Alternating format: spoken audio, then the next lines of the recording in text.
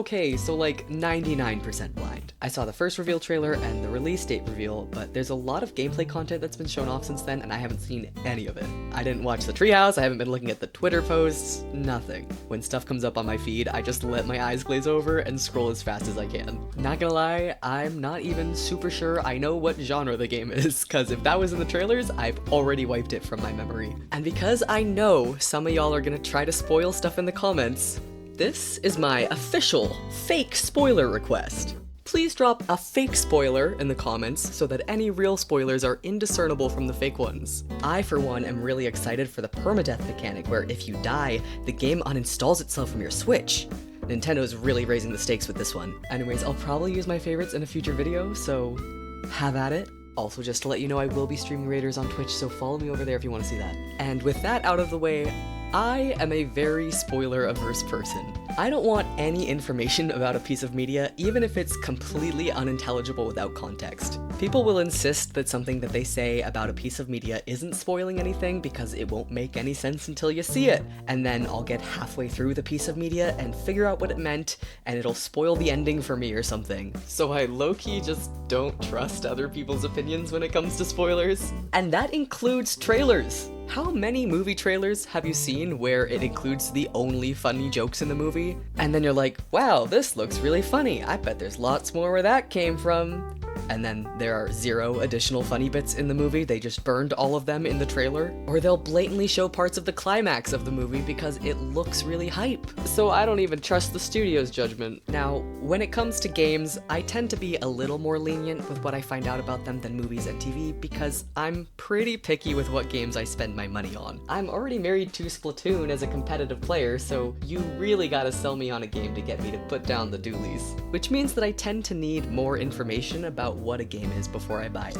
And I certainly don't pre-order games. I generally think it's bad practice to buy a product without knowing that it's completed, because so many companies release games as an unfinished, buggy mess these days, just so they can scrape some money together before they actually finish it. It's a terrible standard that the industry has been setting, and I don't want to support it. Nintendo is one of the few companies that I can trust to actually release games that are functional on launch. Lately, Nintendo has put out a few games with less content on launch so that they can add more stuff with updates, but the way they do it has never bothered me personally.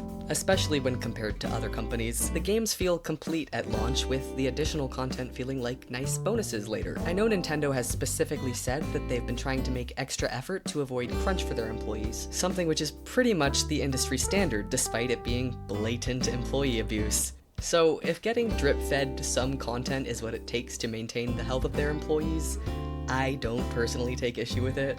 And Splatoon, I mean, listen, it's a Splatoon game. There's no way that I won't play it. Like I said, I'm married to this series till death do us part, and I've been dying for a Splatoon single player with more oomph to it, and they're finally giving it to me? Say no more, let's renew our vows. All that to say that I didn't need to see much about the game to know that I was gonna buy it. In fact, it's one of like maybe 3 games that I've ever pre-ordered as an adult. But back on the topic of spoilers, Splatoon's campaign plots haven't historically been the main focus of the games. It's very possible that there's nothing even approaching plot spoilers in the promotional material they've been releasing. Is there even a plot to this game? Beats me! So if I'm not really worried about story spoilers, why have I been making an effort not to see anything that's being put out about it? Well, with games, especially mechanic-driven ones like Splatoon, spoilers aren't necessarily just about the story. I think mechanics are spoilery too sometimes. Not to the point where I'd be mad to find out about them on accident like I would be if someone spoiled a plot point, but I'd probably be disappointed. And since Octo Expansion, Splatoon has been evolving how they design their campaigns. The Splatoon 1 and 2 base games were agonizingly similar, so I think it's really cool that they've tried new things with every campaign since then, and completely changed genres into being a roguelite for side order. One of the key points of hype for me with a Splatoon game is seeing how they'll evolve the format. I basically live inside of Splatoon, and its movement mechanics and gyro aim are like my third arm, so getting to apply those mechanics to another genre is really fun to me. Low-key, anytime I play another console game, I wish it had gyro, even if it isn't a shooter, cause it just feels so much better to me than sticks. I know, unpopular opinion.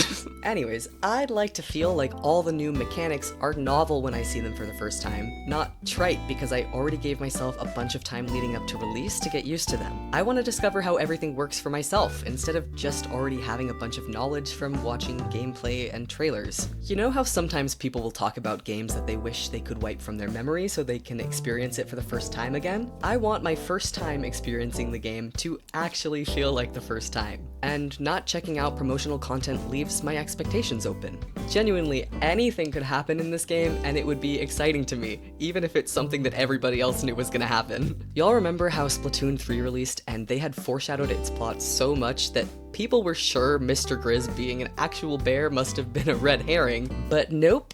Literally just a bear. Hype trains are really fun in the moment, but I think they can really hurt your experience with the actual piece of media once it's out. We put so much energy into theorizing that nothing the devs could have made could have possibly lived up to our expectations. Especially now that I'm convinced the devs are not interested in telling more complex stories. Splatoon's world has insane potential for the types of stories you can tell in it, but it's starting to seem to me like Octo Expansion might have been the best thing that they could cook up story-wise. And listen, I love Octo Expansion, but it feels more like the start of an amazing world of stories than where that world should peak. I would seriously love Raiders to have more focus on story than past campaigns, and I'd especially love to see more character work done with the player character, because all of the player characters so far have had personalities, but for some reason the dev team has been totally unwilling to explore them as characters. Most of it's only really the kind of stuff you'd notice if you're a big lore person, and I understand that they want to keep the player character voiceless, that's totally fine,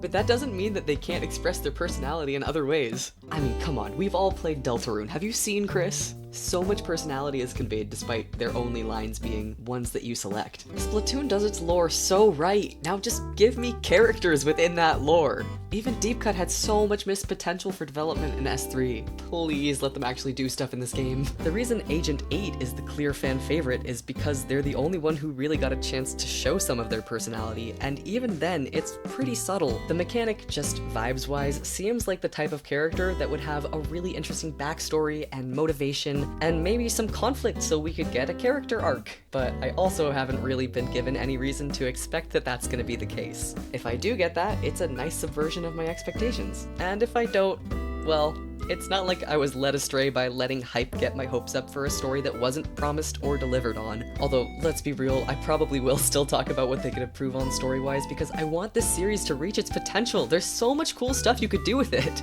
So that's why I'm going into Raiders totally blind.